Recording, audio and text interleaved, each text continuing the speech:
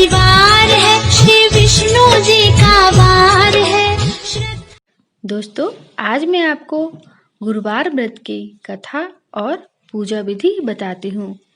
यह व्रत बहुत ही फलदायी है। कोई भी स्त्री या पुरुष इस व्रत को कर सकते हैं। सबसे पहले हम आपको गुरुवार व्रत की पूजा विधि बताते हैं, तो प्लीज़ आप लोग ध्यान से सुनिएगा। और अगर आपको कुछ भी पूछना है पूजा पाठ के बारे में तो आप मुझे कमेंट करके पूछ सकते हैं। तो आइए हम आपको गुरुवार व्रत की पूजा विधि बताती हूँ। इस दिन व्रतेश्वर महादेव जी की पूजा होती है। दिन में एक समय ही भोजन किया जाता है। पीले वस्त्र धारण करें, पीले पुष्पों को धारण करें। भोजन भी चने की दाल का होना चाहिए, यानी कि जो भी हम भोजन ग्रहण करते हैं शाम के समय वो पीले रंग का होना चाहिए। नमक नहीं खाना चाहिए। पीले रंग का फूल, चने की दाल, पीले कपड़े तथा पीले चंदन से पूजा करनी चाहिए। और पूजा के पश्चात हमें कथा सुननी चाहिए। इस व्रत के करने से बृहस्पति देव अति प्रसन्न होते हैं तथा धन और विद्या का लाभ होता है। स्त्रियों के लिए यह व्रत अति आवश्यक है। कोई भी स्त्री इस व्रत को करती है उसकी सभी मनोकामना पूरी होती हैं। बृहस्पति भगवान प्रसन्न हो जाते हैं। इसके घर में सुख शांति आती है।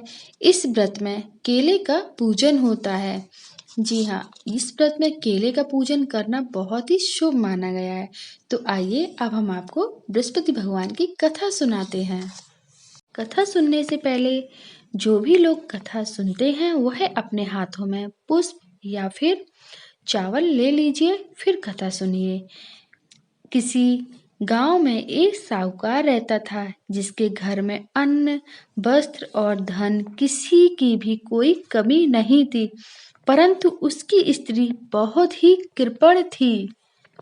किसी भी भिक्षार्थी को वह कुछ भी नहीं देती थी। सारे दिन बस घर के कामकाज में लगी रहती थी। एक समय एक साधु महात्मा बृहस्पतिवार के दिन उसके द्वार पर आए और भिक्षा की याचना की। उसी समय उस स्त्री घर के आंगन को लीप रही थी। इसी कारण साधु महाराज से कहने लगी कि महाराज, इस समय तो मैं घर लीप रही हूँ, आपको कुछ नहीं दे सकती, फिर किसी अवकाश के समय आना। साधु महात्मा खाली हाथ चले गए। कुछ दिन के पश्चात वही साधु महाराज फिर से आए और उसी तरह भिक्षा मांगी। साहूकार ने उस समय अपने लड़के को खिला रही थी। कहने लगी, महाराज मैं क्या करूं, अवकाश ही नहीं है, इसलिए आपको भिक्षा नहीं दे सकती।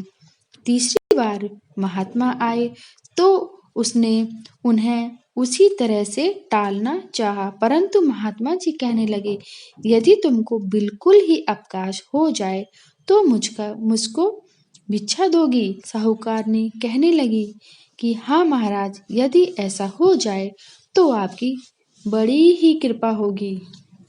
और तब साधु महात्मा जी कहने लगे कि अच्छा, मैं अब तुम्हें एक उपाय बताता हूँ। तुम बृहस्पतिवार को दिन चढ़ने पर उठो और सारे घर में झाड़ू लगाकर कूड़ा एक कोने में जमा करके रख दो।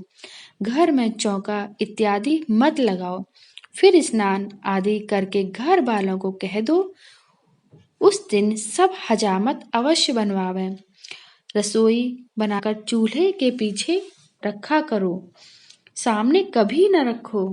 और सायंकाल को अंधेरा होने के बाद दीपक जलाया करो तथा बृहस्पतिवार को पीले वस्त्र मत धारण करो, ना पीले रंग की चीजों का भोजन करो। यदि तुम ऐसा करोगे तो तुमको घर का कोई भी काम नहीं करना पड़ेगा। साहूकार ने ऐसा ही किया। बृहस्पतिवार को दिन चढ़े उठी, झाड़ू लगाकर कूड़े को घर में जमा कर दिया।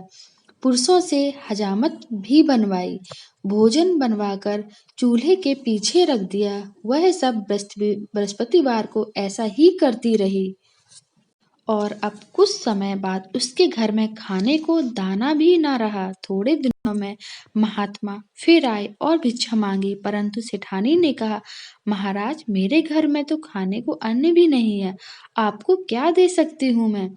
तब महात्मा ने कहा कि जब मैं तुम्हारे घर सब कुछ था तब भी कुछ नहीं देती थी, अब पूरा पूरा अवकाश है तब भी कुछ नहीं दे रही हो, तुम क्या चाहती हो वह करो। तब सेठानी ने हाथ जोड़कर प्रार्थना की, महाराज, अब आप ही कोई ऐसा उपाय बताओ कि मेरे घर पहले जैसा धन धान्य हो जाए। अब मैं प्रतिज्ञा करती हूँ कि अश्वमेध जैसा आप कहेंगे वैसा ही करूँगी। तब महात्मा जी ने कहा, बृहस्पतिवार को प्रातःकाल उठकर स्नान आदि से निवृत्त होकर घर को गौ के गोबर से लीपो तथा घर के पुरुष हजामत ना बनवावे। भूखों को अन्न जल देती रहा करो। ठीक सायकाल दीपक जलाओ। यदि ऐसा करोगी तो तुम्हारी सभी मनोकामना पूरी होगी। भगवान बृहस्पति देव जी की कृपा से पूर्ण होगी। सेठानी ने ऐसा ही किया। उसके घर में धन धान्य वैसा ही हो गया जैसे पहले था। इस प्रकार भगवान बृहस्पति जी की कृपा से अनेक प्रकार के सुख भोग कर दीर्घ काल तक जीवित रहे। बोलो बृहस्पति भगवान की जय। यहीं पर बृहस्पति भगवान की कथा समाप्त होती है। अब आप लोग जिसके भी हाथ में फूल या फिर चावल है, सभी लोग भगवान पर चढ़ा दीजिए, नहीं तो जो साइड में कलश रखा रहता उस पर रख दीजिए। बोलो बृहस्पति भगवान की जय। बोलो विष्णु भगवान की जय। तो दोस्तों, आज मैंने आपको बताया बृहस्पति भगवान के व्रत की पूजा विधि और कथा। तो आपको यह वीडियो कैसा लगा? उम्मीद करती हूँ कि आज का वीडियो आपको अच्छा लगा होगा। फ्रेंड्स, अगर आपको पूजा पाठ से संबंधित कुछ भी पूछना है तो आप कमेंट करके पूछ सकते हैं। मैं आपको जो भी आप कहेंगे वो मैं कथा आपको बताऊंगी और पूजा विधि भी बताऊंगी।